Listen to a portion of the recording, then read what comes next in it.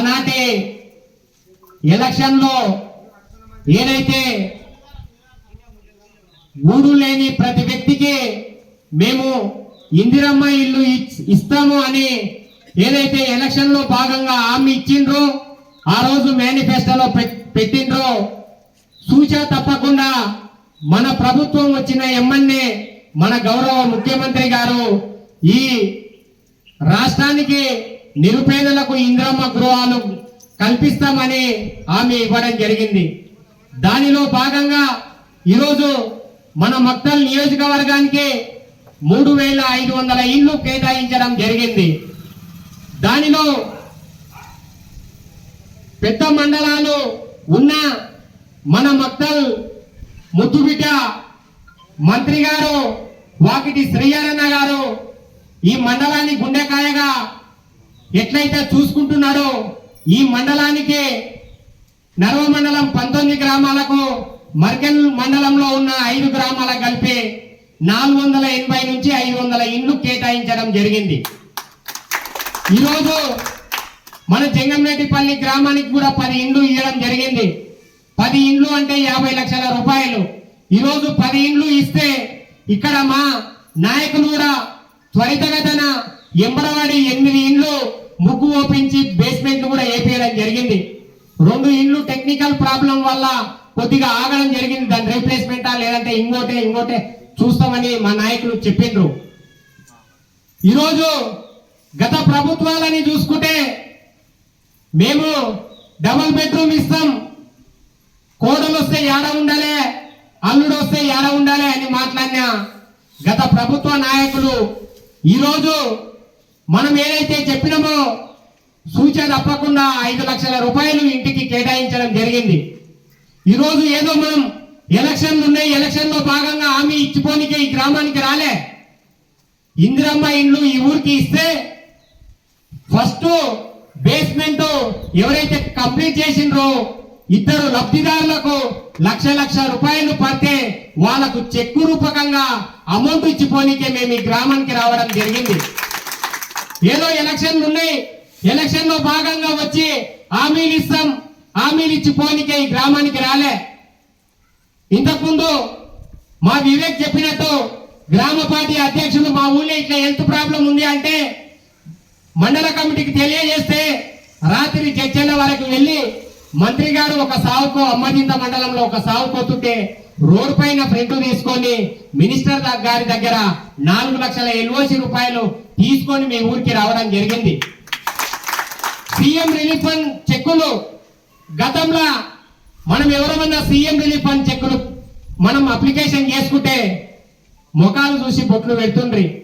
ఈరోజు ముఖాలు కాదు, మా కాంగ్రెస్ పార్టీ నాయకుల గల్లాలు పట్టిన వ్యక్తులకు కూడా సీఎం రిలీఫ్ ఫండ్ చెక్కులు ఇస్తున్నాము, ఎల్ఓసి రూపకంగా మనం ఇస్తున్నాం.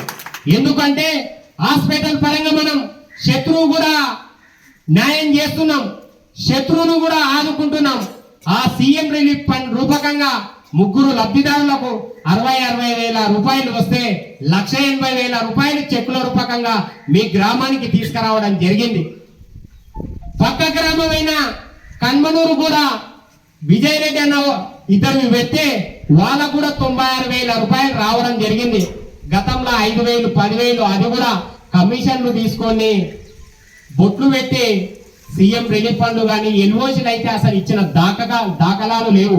ఇక్కడ చాలా మంది సీనియర్ నాయకులు ఉన్నారు, వాళ్ళందరూ చెప్పాలి అనుభవంతో గత ప్రభుత్వం ఏం చేస్తుంది, ఇప్పుడు ఏం చేస్తుందని. ఈరోజు ఏదైతే గ్రామ నాయకులు మా దృష్టికి తీసుకొస్తున్నారో కొన్ని సమస్యలు, ఇందిరమ్మ ఇండ్లు మా రాజారెడ్డి అన్న అయితే ఉంది, మాజీ సర్పంచ్లు అయితే ఉంది, మా ముఖ్య నాయకులు గ్రామం వాళ్ళు అందరూ అడుగుతున్నారు ఇంకా మాకు 10 ఇండ్లు కావాలని. ఒకటే హామీ ఇస్తున్నాం, ఈ గ్రామం నుంచి మీరు 10 ఇండ్లు బేస్మెంట్ వేయండి, బేస్మెంట్ వేసి 10 ఇండ్లు బిల్లులు తీసుకోండి. కంపల్సరీ మేము మినిస్టర్ గారి దృష్టికి తీసుకెళ్ళినాము, మినిస్టర్ గారి దగ్గర మళ్ళా మీ గ్రామానికి 10 ఇండ్లు ఇప్పించడం జరుగుతుంది. ఏ నిరుపేద కూడా మనం పెంకుడు ఇండ్లు గాని గుడిసెలు గాని వాళ్ళని ఉండిచ్చే ప్రసక్తి లేదు. ప్రతి ఒక్కరికి ఇందిరమ్మ ఇల్లు ఇచ్చి వాళ్ళని ఆదుకుందాం. పార్టీల అతీతంగా మనకు ఇందిరమ్మ ఇల్లు ఇస్తాం. మన పార్టీ పక్కల పార్టీ అదల్లా లేదు. నిరుపేద ఎవరైతే ఉంటే ఆ నిరుపేదకు కంపల్సరీ 5 లక్షల రూపాయలతోటి ఇంద్రమ్మ ఇండ్లు ఇవ్వడం జరుగుతుంది.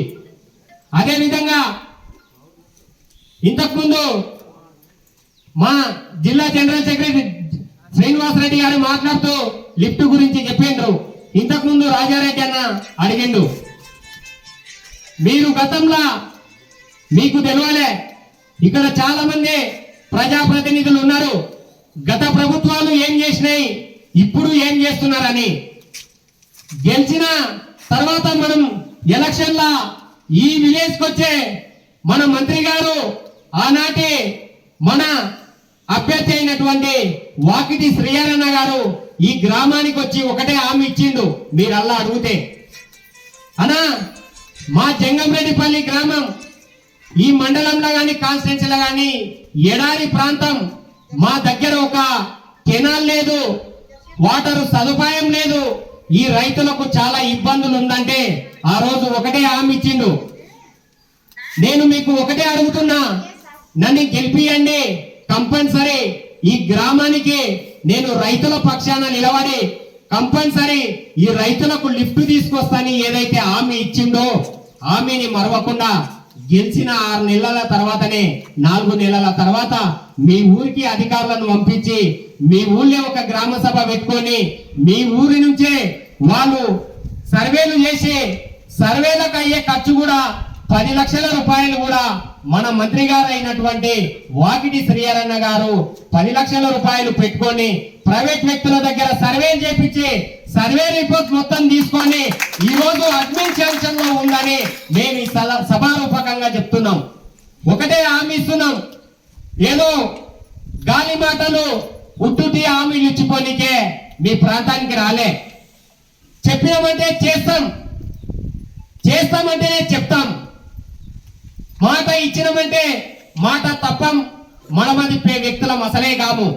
ఒకరోజు లేట్ కావచ్చు, కానీ చెప్పిన వ్యక్తి చెప్పిన మాట తప్పకుండా ఏ గ్రామానికైతే ఇచ్చినమో ఏ వ్యక్తికైతే ఇచ్చినమో కంపల్సరీ ఆ పని అయ్యే వరకు ఒక్క నిమిషం మంత్రివర్యులు వాకిటి శ్రీహరన్న గారు హామీ ఇవ్వడం జరిగింది. ఇంట్లో ఉన్న ప్రతి ఒక్కరికి ఒకటే ప్లేట్ మన ఇంట్లో ఉంది, అందరికి అదే తలలో పెట్టాలంటే అందరు కడుపు నిండదు ఒకటేసారి. ఈయన తిన్న తర్వాత ఇంకో ఆయనకు వస్తుంది. ఇప్పుడు 10 వచ్చినాయి, మళ్ళీ ఈ పండుగ వెళ్ళిన తర్వాత మళ్ళీ 10 వస్తాయి. ఇట్లా 5 సంవత్సరాల లోపల ఈ జంగంరెడ్డిపల్లి గ్రామంలో పెంకుటిల్లు అనేది లేకుండా ఉంటది. ఆ పెంకుటిల్లు లేకుండానే ఉండే విధంగా కష్టపడతామని చెప్పి మీ అందరికి తెలియజేస్తా ఉన్నాం. వచ్చిన ఇంట్లో ఇప్పుడు ఇక్కడ ఉన్నటువంటి మీ నాయకులు ఉన్నారు, మీ గ్రామ కాంగ్రెస్ నాయకులు, మీకు మాకు 10 ఇండ్లు ఇచ్చిండ్రు, ఇంకొక 10 మంది అడుగుతున్నారయ్యా మాకు ఇండ్లు కావాలంటే. మనం అడుకోవడానికి పోతే ఏమడుతుంది పెద్ద మనిషి మంత్రి గారు అంటే, నీ ఇంటికి నీ ఊరికి వచ్చిన 10 ఇండ్ల బేస్మెంట్లు అయినవే, కాలేదు అంటే అవన్నీ కంప్లీట్ చేసుకొని రాపు అని చెప్తున్నాడు. ఈ 10 ఫస్ట్ కంప్లీట్ చేయాలి మనం. ఇవి కంప్లీట్ అయితేనే కొత్త అడగడానికి అవకాశం ఉంటుంది. కాబట్టి మీరు తొందరగా క్లియర్ చేసుకోవాలి. మీకు ఏమైనా సమస్యలు ఉంటే గ్రామంలో ఉన్న నాయకులు మీకు ఎప్పుడు తోడ్పాటు అందించడానికి ముందుంటారు. ఇవన్నీ జరగాలంటే మనం ఎవరైనా మనకు ఒక బుక్కెడు బువ్వ పెడితే వాళ్ళ రుణం తీసుకుంటాం కదమ్మా.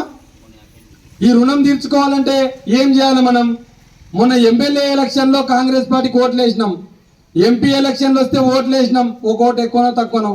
రేపు రాబోయే రోజుల్లో ఈ గ్రామం నుంచి ఏ వ్యక్తి నిలబడినా కాంగ్రెస్ పార్టీకి ఓటేసి కాంగ్రెస్ పార్టీ సర్పంచ్ని గెలిపించాల్సినటువంటి బాధ్యత మీ అందరి మీద ఉన్నది.